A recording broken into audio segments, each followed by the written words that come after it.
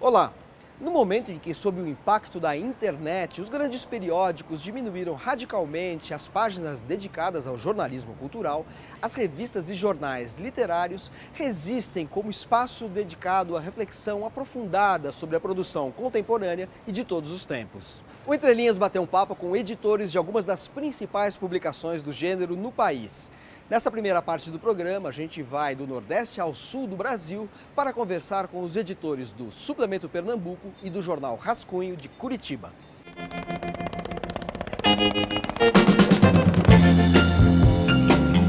Schneider, como é que surgiu o Suplemento Pernambuco? O Suplemento Pernambuco ele já existia, não com esse nome, desde os anos 80. Ele surgiu com um decreto do governo do estado de Pernambuco para ser um suplemento mensal que vinha encartado com o Diário Oficial do Estado. Somente que era aquele suplemento, né? Um suplemento do Jornal do Gabinete, basicamente, que pouquíssima gente lia. Em 2007, houve uma mudança de gestão e Raimundo Carreiro assumiu a direção, o escritor Raimundo Carreiro, a direção do jornal, e ele ficou como editor até mais ou menos 2015. 2015, eu assumi como editor. Nessa época, na verdade, houve uma mudança, porque a gente viu o jornal, ele começou a ter uma vida própria muito grande, sobretudo nas redes sociais. A gente tinha um site muito legal, e a partir daí a imprensa oficial do Estado decidiu dar vida própria ao jornal. É um suplemento, mas resolveu liberar ele e a gente começou a ter assinatura, começou a vender também em várias partes do Brasil.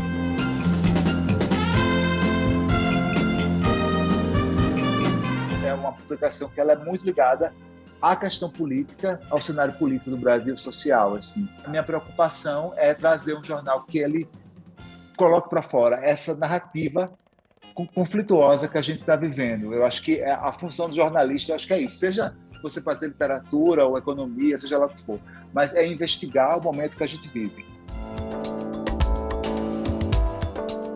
Com o suplemento, eu quero, na verdade, acho que todo mundo trabalha comigo, é justamente isso, captar o presente e pensar as redes sociais, a internet, não como um conflito, olha, que a gente tem uma edição impressa e tal, mas como um complemento. A gente, sobretudo porque o sucesso ou a repercussão do Suplemento Pernambuco, ele deve muito às redes sociais, ele deve muito à internet.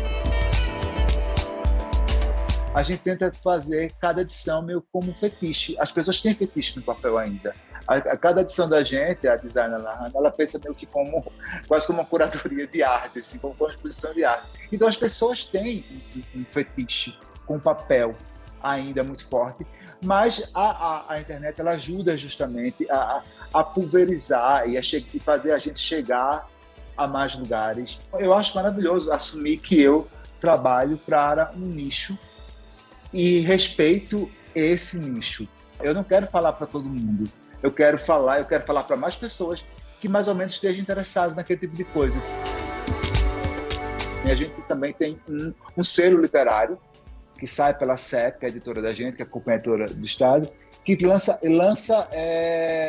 livros de ensaio. A gente vai lançar agora um da Flora Sequim, já lançou Silviane Santiago, já lançou Valnice Nogueira Galvão. Até porque eu fico pensando que o ensaio, para a gente que trabalha com literatura, ele é fundamental e acaba muito sofrendo com o desinteresse das editoras. Somente que eu acho que uma editora pública, ela tem justamente essa função.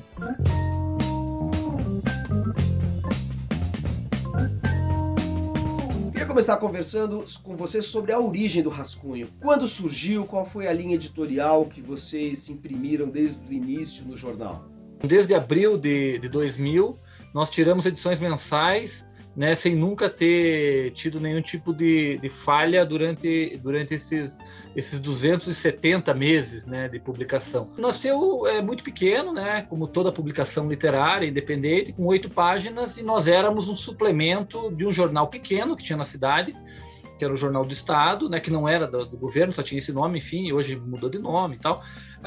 E ali nós começamos como um suplemento. Mas eu tinha quase certeza que aquilo não ia durar muito, né, que não ia passar de, sei lá, de um ano de vida. Por quê? Porque não tínhamos recursos financeiros, não tínhamos apoio, não tínhamos nada, né, só tínhamos vontade e, obviamente, tínhamos esse apoio do jornal, que era muito importante para imprimir o rascunho e fazê-lo circular. Não tínhamos site ainda, não havia rede social, enfim, era uma coisa muito de guerrilha, assim.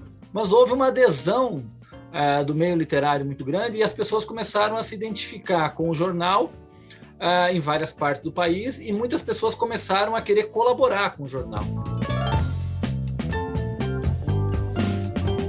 A gente tinha uma linha editorial muito clara, assim, Manuel, que era ser um espaço generoso para a literatura, ter textos longos, né, ter grandes entrevistas, ser um espaço plural, enfim, a gente tinha uma linha editorial que segue até hoje. Se você pegar o rascunho ainda segue. Esses pilares que montaram o rascunho lá no começo, eles se mantêm até hoje. Nós saímos, não éramos mais um suplemento do Jornal do Estado, e a partir daí começamos a fazer as tiragens e aí implementar maneiras de sobreviver.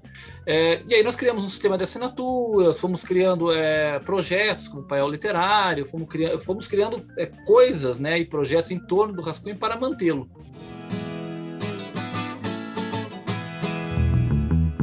O rascunho surge quando a internet ainda é uma coisa muito incipiente, né?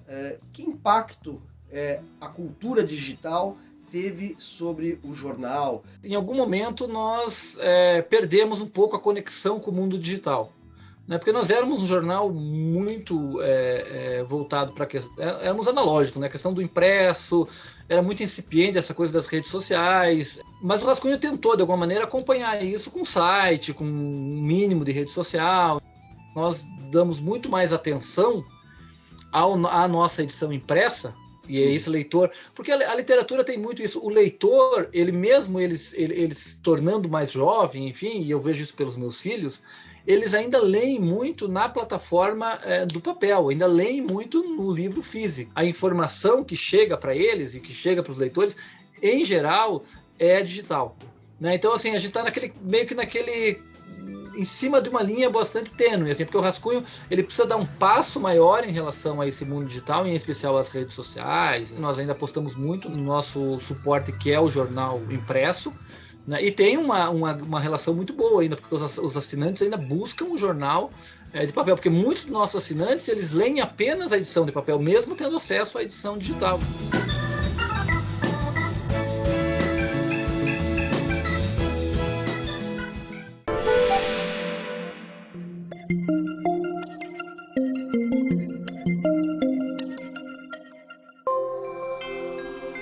Em cartaz no Farol Santander, em São Paulo, a exposição As Aventuras de Alice leva o visitante a uma experiência histórica e sensorial pelo clássico do inglês Lewis Carroll. Dividida em 2 andares do icônico edifício do centro da cidade, a mostra traz facsímiles das primeiras edições de Aventuras de Alice no País das Maravilhas, publicado em 1865, e de sua continuação, Através do Espelho e O que Alice Encontrou por Lá, de 1872. Além de reproduções do ilustrador original das obras, John Tenniel, fotografias e um vídeo de Alice Liddell, a menina que inspirou Carroll. Na primeira parte, a exposição reconstitui o fantasioso enredo que leva Alice a um mundo mágico, com animais falantes e adultos excêntricos, mostrando a gênese de personagens como o Chapeleiro Maluco e a irracível Rainha de Copas. Um dos destaques é a seção dedicada aos livros tridimensionais e engenhocas de época, que exploraram o suporte físico do livro por meio de uma tecnologia contemporânea da fotografia e do cinema primitivos, conferindo movimento às personagens, como num desenho animado. Na segunda parte, a mostra nos lança em ambientes penetráveis, uma instalação forrada de cartas de baralho ou uma sala com espelhos, tendo ao centro um tabuleiro de xadrez com peças inspiradas no clássico, assim como a música dos Beatles que viaja na psicodelia de Alice. Ao final, é como se o visitante imergisse nos enigmas e espaços criados pela imaginação delirante de Lewis Carroll. mas também nos desdobramentos atuais de uma obra que, escrita na sisuda era vitoriana, inspirou a psicanálise e a filosofia, e até hoje faz de Alice um símbolo da ampliação dos limites da realidade.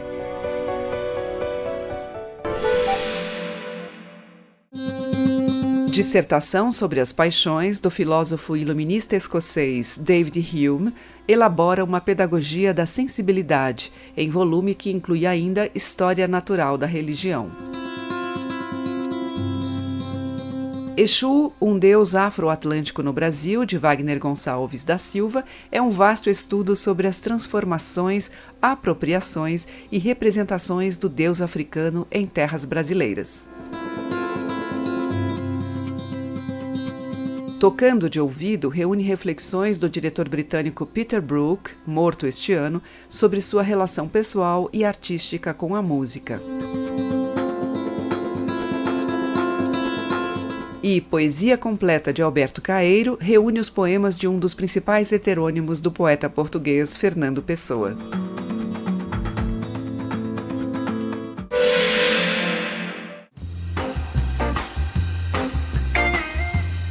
Livro que eu gosto muito e indico para toda a faixa etária, infantil, mas eu acho que vale para adulto também, é o livro Onda, da Suzy Lee.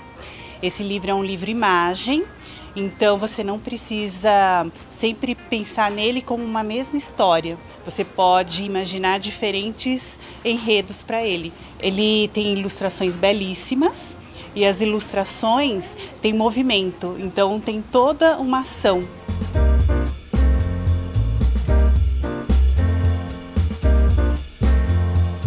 Esse é o Insubmissas Lágrimas de Mulheres, da Conceição Evaristo, e é um livro muito especial na história da minha vida e na vida de muitas mulheres negras, porque é uma literatura muito potente, é uma literatura encarnada, corporificada. Quando ela conta uma história de uma mulher e a resistência de uma mulher, não tem como não se envolver. Depois do intervalo, a segunda parte desse especial de hoje com os editores de revistas e suplementos dedicados à literatura no Brasil. O Entre Linhas volta já.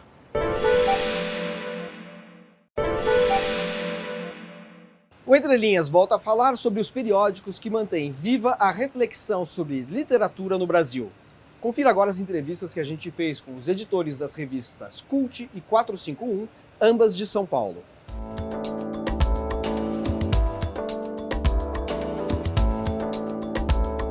Quando a Cult foi criada e qual é a linha editorial que ela adotou ao longo desses anos todos? Ela foi fundada em 97, por você também, né, Manuel? Você participou da primeira fase da Cult, digamos assim. E a gente começou a editar a Cult aqui na Editora Brigantini, né, em 2001 para 2002. Primeiro período ela era a revista de literatura, né? Esse era o slogan da Cult. E houve algumas mudanças editoriais desde então, porque já faz 25 anos. E ela amplia muito o leque, e aí ela tem marcadamente uma presença de filosofia, sociologia, psicanálise, além da própria literatura, né? E a gente passa por esses caminhos culturais, é uma revista de cultura, é uma revista também de pensamento crítico. A gente tem a ideia do dossiê, que é uma reunião de artigos reflexivos sobre um tema, que está em debate na sociedade normalmente. O que eu acho que mudou muito a percepção da Cult junto ao público são as redes sociais. Porque ali a gente chega em pessoas que não necessariamente liam, ou até leem até hoje, a revista em si, mas elas leem de uma outra forma os temas que a gente aborda. O que é muito interessante, porque a gente amplia o acesso. A gente tenta estruturar produtos baseados na revista, digamos assim, desdobramentos. E uma grande parte deles é digital, porque não existe mundo hoje sem o digital. E a gente entende a força, a potência e a gente aproveita e gosta também. Porque tem uma renovação, tem uma galera muito jovem que lê a Cult. E claro que também lê a revista em si. Mas eu vou dar um exemplo aqui. A gente fez um post sobre um determinado assunto. Você vai ver o engajamento e para onde circulou, são centenas de milhares de pessoas que viram aquilo. E é muito lindo isso. O papel é o ponto de partida de tudo, ela é impressa e ela é distribuída, ela sempre será. Sem ela, nada disso existiria. A revista também tem desdobramentos para além da edição impressa, né? O que vocês realizam em torno da revista? A gente tem essa ideia de eventos, de reunião de pessoas, de debates. A gente tem uma escola livre, que é do Espaço Cult, faz muitos anos, faz mais de uma década, que hoje está online. E também conversa muito com a edição, e a edição conversa muito com os cursos.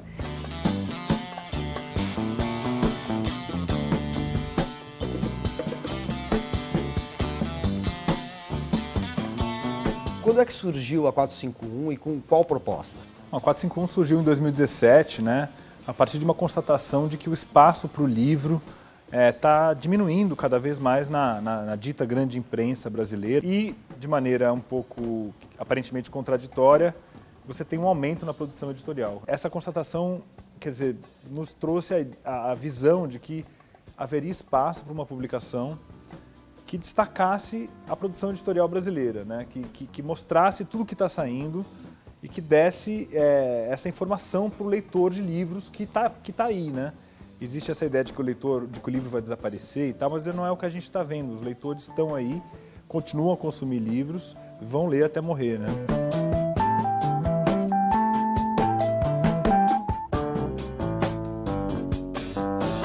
Agora, as resenhas que vocês publicam têm uma característica, até pelo espaço que vocês dão para cada um dos textos, que é um aprofundamento maior do que a resenha com a qual o leitor de jornal está habituado, né?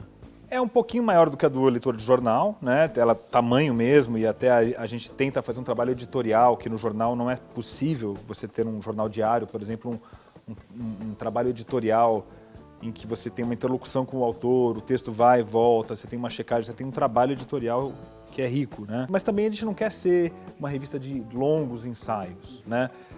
Acho que tem um espaço intermediário aí entre aquele ensaio, aquele dossiê. Algumas revistas são caracterizadas por dossiês que falam de um autor só, às vezes, ou de uma escola filosófica, ou de um tema por, assim, 20 páginas. A gente procura fazer um retrato de momento daquilo que chegou nas livrarias no mês passado. Seria mais ou menos essa a ambição. Como é que vocês se relacionam com o meio digital? A internet traz grandes oportunidades também, né? Por exemplo, as nossas newsletters são das coisas mais lidas que a gente produz. A gente tem uma newsletter de novidades, que é notícia quente, como se diz no jornalismo. Toda segunda-feira saem os livros da semana. O podcast também, né? A gente tem um podcast que tem 30 mil downloads por mês. É uma quantidade enorme. 30 mil dá um jogo de futebol. Então, a internet abre muito caminho para quem gosta de livro, né? Então a gente está tenta aproveitar ao máximo. Agora, a 451 também deu frutos no mundo físico, não no mundo digital apenas, né? A revista nasceu como uma revista impressa e se dedicando a espalhar o livro e a cultura do livro brasileiro, né? Aí a gente, ano passado, teve essa grande notícia, que foi a doação de uma editora para a Associação 451, que organiza a Tinta da China, né? A gente ganhou a editora Tinta da China Brasil, que é uma belíssima editora portuguesa. Ela abriu um selo brasileiro em 2012. Esse selo foi doado para nós aqui da 451, porque a 451 é uma associação sem fins lucrativos voltada para a difusão do livro no Brasil. A gente quer espalhar o livro, né, onde for, levar o livro para o centro do debate. E eles, quando resolveram sair do Brasil, em vez de fechar a editora, que é o que costuma acontecer e costuma ser notícia, ou vender a editora, vender para um grupo, vender para uma grande editora, eles resolveram fazer essa doação. Então, eu acho que é um movimento que é muito bonito e que completa muito dessa mensagem que a gente quer passar de divulgar o livro na sociedade brasileira.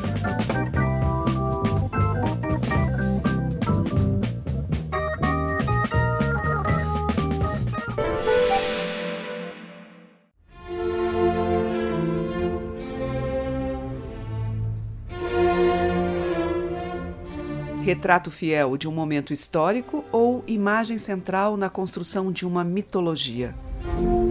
As comemorações do 7 de setembro deste ano ficarão marcadas não apenas pela celebração do bicentenário da independência do Brasil, mas também pela reavaliação de um artista que está indissociavelmente ligado à efeméride, Pedro Américo, o pintor do quadro Independência ou Morte. A tela retrata o momento em que, supostamente, Dom Pedro I desembainhou a sua espada, montado num cavalo, às margens do riacho do Ipiranga, e decretou o rompimento de nossos laços coloniais com Portugal para delírio ufanista de sua comitiva e dos populares que saudavam o imperador. Reproduzido exaustivamente em livros escolares e de história, o quadro pode, entretanto, não passar de um dos elementos da consolidação de um projeto imaginário de nação, ao lado do hino, da bandeira e do brasão nacionais. É esse o tema de O Sequestro da Independência, do museólogo Carlos Lima Júnior e das antropólogas e historiadoras Lilia Schwartz e Lúcia Stampf.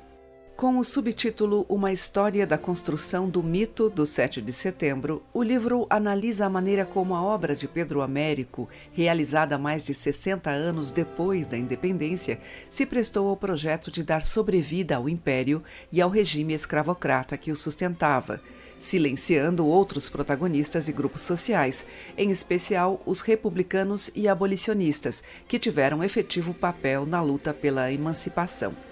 Processo esse que se desdobrou no uso ufanista da tela nos contextos da ditadura militar de 64 e do atual populismo verde-amarelo. O Sequestro da Independência também aborda os procedimentos estéticos de um quadro que usa modelos europeus para adulterar e tingir de heroísmo a cena do brado da independência, que na realidade teria sido bem mais simplória. E esse aspecto artístico recebe tratamento igualmente aprofundado em Além do Ipiranga, a extraordinária vida de Pedro Américo e suas incríveis facetas, em que o pesquisador paraibano Télio Queiroz Farias reconstitui a trajetória de seu conterrâneo desde a infância de artista precoce e os estudos na França, financiados por Dom Pedro II, até a celebridade europeia, a glória no Rio de Janeiro, então capital do Brasil, e a morte em Florença, na Itália.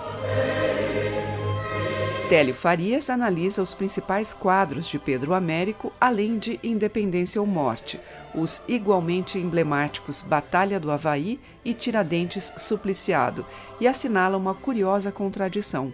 O artista responsável pela imagem mais emblemática da proclamação da independência pelo monarca Dom Pedro I era, na verdade, um republicano.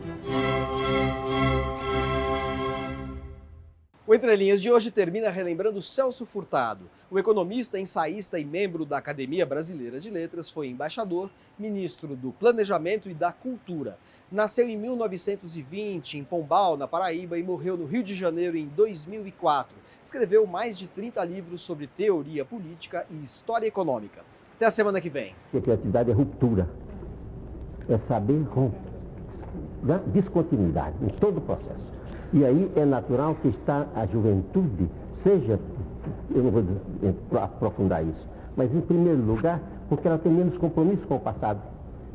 Então ela se desliga mais rapidamente, ela aceita mais rapidamente os desafios e, portanto, só há cultura quando há uma forte participação da juventude. E quando eu penso em vanguarda, penso nesse sentido, em processo de renovação, processo de ruptura e ampla participação dos jovens.